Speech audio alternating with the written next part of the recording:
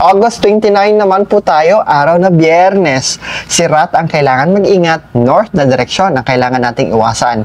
Ang mga masiswerteng oras ay nasa screen nyo na po. Alright, ang mga masiswerteng activities ay ang kasalan, engagement, pag-aalay ng sakripisyo, pagkakawang gawa, pagdodonate, pagta-travel, pagpapa-haircut, pagpuputol ng kuko, groundbreaking, masiswerte sa August 29.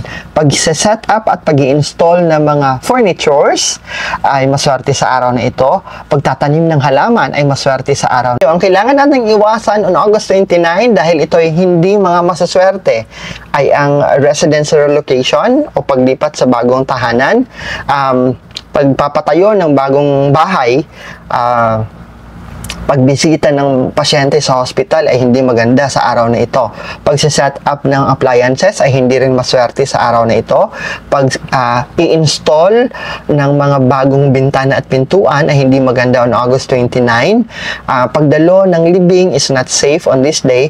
Pagbili ng alagang hayop ay hindi rin maganda sa araw na ito. Lalong-lalo yung mga alagang hayop na pangnegosyo ay hindi maswerte on this day.